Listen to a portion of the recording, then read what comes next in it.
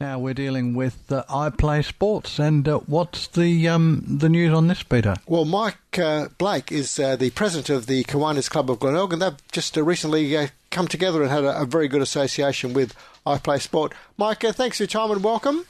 That's right, thank you. Thanks for having me, Peter. How did you and iPlay Sport get together? Well, it's interesting. Some time ago, the board decided to be a bit more strategic about how we allocated our funding, and we were looking for a number of organisations that we could align with. Our main purpose in Kiwanis is to help children in need and raise money to do that.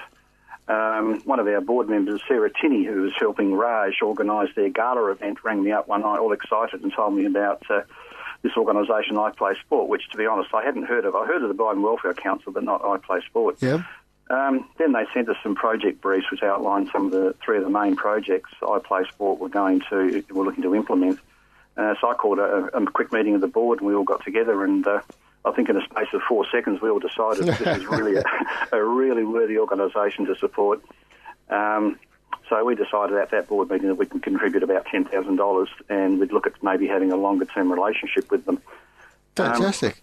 So then Raj invited us to their gala event on the 25th of June, and it was a real eye-opener for us. I mean, there were a couple of young people there. I won't mention their surnames, but they were young people, Courtney and Liam, who came on stage and told us their stories, and they were both in their very early teens and vision impaired, and they were absolutely inspiring about their view on life and how they saw things, and we thought that was amazing. And then we listened to Raj and her enthusiasm, and then we saw the commitment of their board chairman up on the stage, and we thought, well, this organisation really sits really well with what Kiwanis is all about. We actually spoke to Courtney a couple of weeks ago after winning the scholarship, and we've spoken to Liam as well. So I certainly echo what you say about their passion for what they do, and obviously very bright careers ahead of them. Mike, what about Kiwanis Club of Glenelg, a not-for-profit supporting another not-for-profit? That's a little bit unusual in a way, is it? Oh, it is in one way, but our whole purpose is to look at how we can serve one child or one community at a time, and we do that by raising funds. We've got almost no overhead, so all of the money we raise goes straight to a worthy cause. I mean, we're part of a Kiwanis International, which started over 100 years ago. It's a volunteer organisation. Currently, it's got about 600,000 members, adults and youths. It contributed about 18 million volunteer hours last year and undertook about 150,000 projects. So it's a big organisation, but whilst we're part of it, we really operate quite autonomously, and Kiwanis International actually encouraged that. I mean, there are about 8,500 clubs in the world. There are in 80 different countries. There are 47 in Australia, 17 in South Australia. And, we work quite autonomously, but the international organisation does give us a lot of support every now and again when we need it. You became naming rights sponsors for the Eye to Eye Ball evening that you talked about in June? That's right.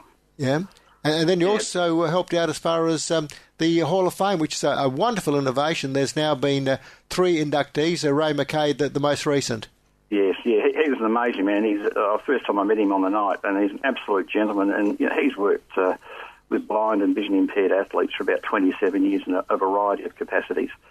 He's contributed his countless hours, his expertise, financial resources, and he's a really worthy recipient of an award like that. I mean, he's a very unassuming guy, but I call him a real gentleman.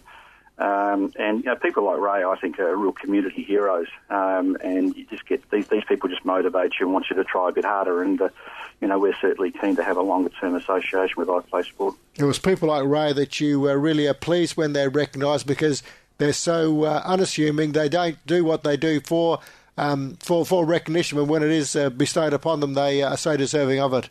Exactly. I mean, nowadays we're bombarded with so much negative stuff in the media, and then you look at people like Ray. They are really an inspiration, and they're the sort of people who ought to be acknowledged as the Australian of the Year rather than sports people or politicians, in my view. But I won't go there. No, well, I think actually, funnily enough, I echo those thoughts quite often when people like that are named as recipients of OAMs, or, as you say, Australians of the Year. Mike, from a sort of a Kiwanis Club point of view, you talked about the great job that you do and the people that you've got involved. How do you recruit, or how do you get people involved? Well, most of it's word of mouth, so if anybody listening is interested, please get onto the Google us on Kiwanis Club of Glenelg, and you can follow us on our Facebook site. That actually gives a good insight on the sort of things we get up to. I mean, we probably think we do serious work, but we don't take ourselves too seriously. We have a lot of fun at our meetings, and you need to have a thick hide. At our last meeting, we had one of our guest presenters was teaching 40 of us how to play the ukulele. And, that just turned into a bit of a rabble, and we had a lot of fun. So, in terms of, in this day and age, people are so busy. I guess joining a club like Kiwanis is a great way to do a bit of networking. So, in a sense, you can be having fun, or almost doing a bit of work and doing some good for the community all at the same time? Well, you summed it up perfectly, Peter, and we have no trouble at all when we have our Bunnings barbecues, or we're providing drinks for the City to Bay, or barbecues for the Bay to Birdwood, or we have our own fundraising activities. People are just queuing up, and we roster people on, and everybody contributes in their own way. And we don't frown upon it if you don't turn up to a meeting, or you forget your name badge or something like that. People just get on really well, and they've got a common cause of just wanting to help young people, and you share values with people like that, and it does work very, very well. Is it people of all ages are welcome to join? Yes, in fact, we inducted a young lady the other day. I won't mention her name, but she's 21, and then hopefully she's just been admitted into a medical degree. So, wow. She's our youngest member. We've got a few other younger ones, not younger than 21, but other people in their a couple in the late 20s, early 30s, I think they are, and then the rest of us are, a little bit older than that. What about in terms of time commitment? If one was to join a Kiwanis club, I guess it depends on the individual club and the sort of activities that are on, but what sort of commitment of time would they have to give to I guess, A, to benefit themselves, and B, for the organisation to benefit as well? Yeah, well, we meet fortnightly at the Junction Centre, at the Morpheville Junction Centre, just off Anzac Highway. We have a meal, share a meal with each other, and we look at how we might be able to raise funds. We work out rosters for the different events, and then quite often we'll have a guest speaker. I mean, we've had people come from Operation Flinders to talk to us about what they do for young people, and that's a fantastic organisation. We've recently come across an organisation called Rufus that provides support for homeless people around Adelaide, and unfortunately most of those homeless people are families, so we look at how we can actually help the children. So we get guest speakers from all over the place. We've had the operations manager from Adelaide Oval come and talk to us. So these guest speakers are varied, so it's not all about people coming and asking for money. It's just some of it's community interest. You talked about an hour and a half each meeting. We do that every fortnight.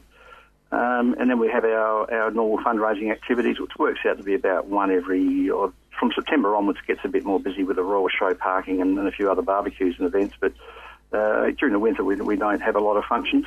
So it's probably the fortnightly meeting is the main thing, and then possibly once every 6 weeks to help out for a couple of hours. That's about it. How challenging is the fundraising game, if you like, in terms of, I guess, ideas and coming up with something that's going to actually raise funds for the amount of work that goes into it? Yeah, it is a real challenge. I mean, we do the Bunnings barbecues and a few other things like that.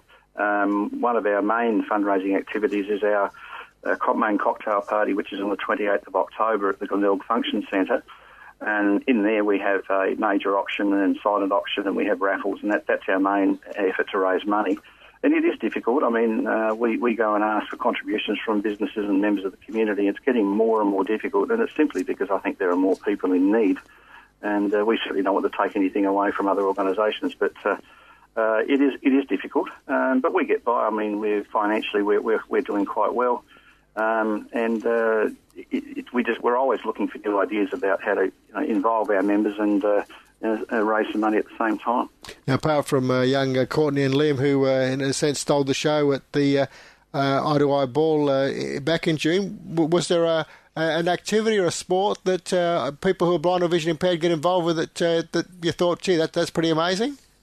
Oh, just listening to some of the sporting activities they get involved in, whether it's a form of cricket, and I'm certainly no expert in it, but it just amazes me how active Courtney and Liam were, and a lot of their friends who were vision impaired. And just being at the function, you hear the stories about what young people are achieving, and their vision impairment isn't a death sentence. Mm. So onwards and upwards in terms of the association with iPlay Sport? Oh, I think so. All our members are very, very keen to have a longer-term commitment with iPlay Sport. And we'll be looking, over the next few years to try to find other ways of trying to support them. But certainly the programs they're running or will be running early next year, or late this year and early next year. They're really exciting activities, and you can see they've been well thought out, they've been well planned, and hopefully, and I'm sure they'll be well resourced. So, we're really delighted to be able to help them in some small way. Mike, the auctions and the silent auctions, but the auctions in particular are very engaging, and were you able to, keep yourself under control? Because Victor gets pretty excited and gets the crowd roped in. Did you join in the, maybe being a little generous with putting your hand up?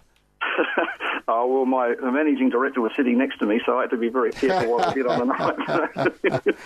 They're good fun, aren't they? He's a real character, Victor. He really gets the room involved. Yeah, actually, their board chairman, I'm sorry, Mr. Vergus, I can't remember his name. Yeah, Victor Vergus, is it? Yeah, he did an amazing job as an auctioneer, and he ended up having people, more than one person bidding for the same thing on a number of occasions, so he ended up getting 2 prizes out of some of the donors. He's a very clever man, so if you go to an auction with him, sit on your hands. Yeah, no, I've been to a couple of the functions, and he's fantastic. He certainly he's worth the entertainment just to go along to see him perform. Yeah, he is. You can also see the commitment they've got to what they do, and they really believe in what they do, and they're very good at it. So, we're delighted to be aligned with them. Well, Mike, we're delighted that you've joined us tonight, and also obviously that you've jumped on board with the iPlay Sport organisation. If people want to find out more, particularly about Kiwani's Equinelg, or if they're not in the Equinelg area, A, can they join, or B, there's obviously a Kiwani's club not too far from where you live? Yes, there's. If you Google Kiwanis clubs in South Australia, it'll give you a good idea of where all the organisations are. And you can Google us directly by calling on Kiwanis Club of Glenelg. And then, as I might have mentioned earlier, I think if you get onto our website, on the Facebook site, it gives you all the contacts and actually shows you fairly well. We've got a wonderful secretary and his wife who do a fantastic job in updating the site. So it gives people a really good idea of what we do. Terrific. We thank you for your time tonight, and good on you for supporting iPlay Sport. Thank you very much. Thanks for having me, Peter. Thank you. That's Mike Blake there. Mike is the president of the Kiwanis Club of Glenelg, who were the naming rights sponsor for the Eye to Eyeball, and also as part of the Hall of Fame. Congratulations again to Ray McKay, who we've spoken to, and young Courtney Lewis and Liam Bickerick for being scholarship winners of the Karen Kanaji Memorial Scholarships.